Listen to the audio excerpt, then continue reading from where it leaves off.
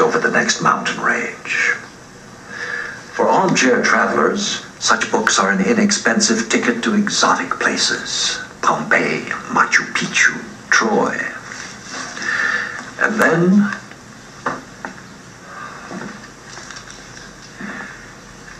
there is Petra, a biblical city that vanished from history for almost 1,500 years. To find it, an adventurer named John Burckhardt was prepared to accept pain and suffering, even death. His explorations are detailed in his diary. To search for the legendary city of Petra, Burckhardt had to disguise himself as a Muslim merchant. For non-Muslims, in 1812, most of Arabia was forbidden territory.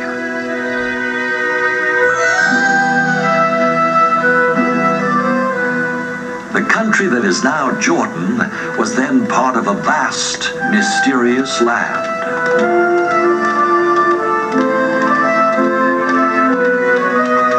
Strangers were not welcome. Burckhardt, however, had devoted years to perfect his disguise. He knew the grisly fate of the only other European to glimpse the ruins that might mark the road to Petra. Near these ruins, an earlier explorer had been killed by Bedouins who suspected him of being an outsider. For Burckhardt, every encounter with local tribesmen was both a threat and an opportunity. To find Petra, Burckhardt needed a guide. To preserve his life, he had to convince them he was a Muslim. Burckhardt's disguise was accepted, but the Bedouin asked that he pay in advance for safe passage. The price was a pair of used horseshoes.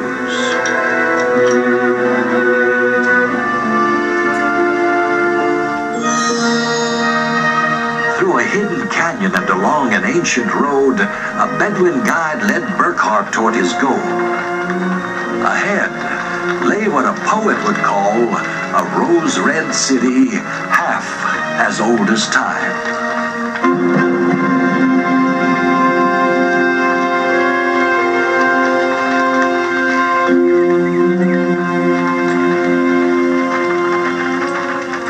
He approached what no European had seen in over 1,000 years, an intricate building carved out of the living rock of the mountain itself.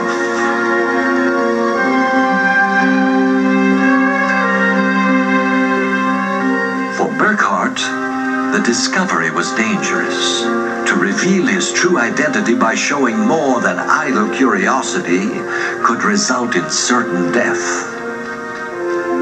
Despite the risk, Burckhardt was determined to make notes and draw sketches. It was the only way to prove that he had found Petra.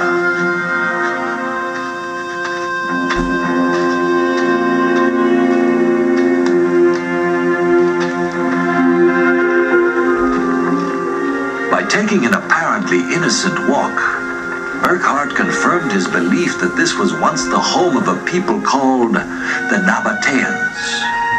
During biblical times, the city had prospered by trading in silks and incense. As trade routes shifted, however, Petra was abandoned. A population of almost 50,000 people simply moved on. Behind them, they left an empty amphitheater to echo their faded glory.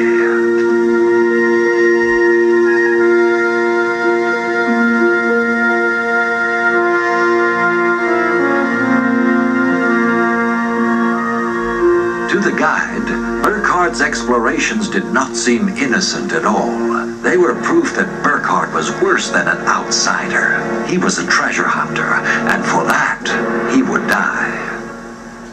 With a knife only inches away from his throat, he remained calm and told a story. He said he had come to Petra not as an infidel, but as a pilgrim to make a sacrifice on the ancient altar of Petra. And it worked. Burckhardt's knowledge of language, religion, and culture were his only weapons. but they were enough to enable him to find Petra and then to escape from it. And then to go on to be the first Westerner to penetrate the forbidden city of Mecca. To see and touch the holy Kaaba stone is an act of worship that brings thousands of Muslim pilgrims to Mecca every year. Under the assumed name of Ibrahim ibn Abdallah, Burckhardt not only made the pilgrimage, but was also accepted as a religious scholar. John Burckhardt's journey ended in Cairo, Egypt. After surviving the ordeals of the desert, he died of a stomach ailment in 1817. He is buried here, but no one is certain precisely where. Ironically, the discoverer of the lost city of Petra has apparently himself become lost.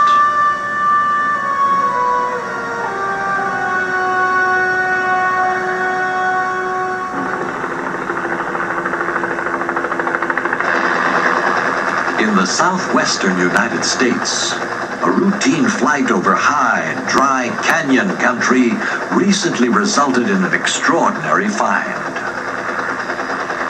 An unusual formation tucked into the side of a cliff turned out to be evidence of an ancient, vanished civilization. Climate reports finding pottery and various other artifacts still intact. Just getting ready to come down over the lip here.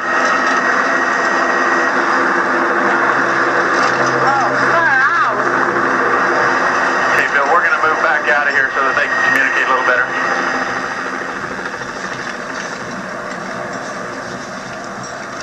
For U.S. Park Service archaeologist Tia Nordlinger, the dangerous descent down the cliff was a step backward into a mysterious time when these weathered ruins were the home of a people known only as Anasazi, the Ancient Ones. Watch my footing. I don't want to have to grab this thing and pull it down.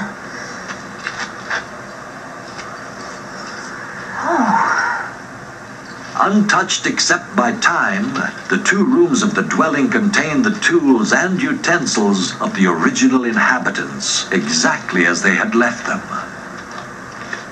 Few such ruins have guarded their secrets so well or for so long. Holy cow. This is incredible. There's a big black on white bowl and two gray bowls. A basket, and the rim of another basket, and a bunch of sticks. It looks like maybe that stick is look at that, it's got a handle on it. It's almost like it's a digging tool. Preserved for almost 1,000 years, for archaeologists, the ruins were a treasure trove.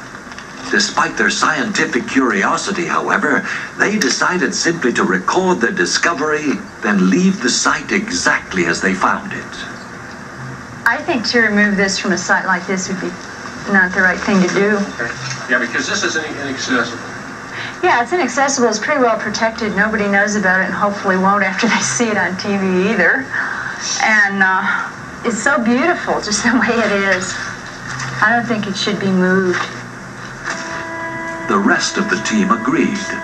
The rough stone implements carved by ancient hands were returned to where they had lain undisturbed for centuries. They examined the imprints of the ancient ones who made their home here, and then, with the touching of hands across time, sealed a promise. They vowed to keep the location a secret, and they have kept the secret. Believe it or not.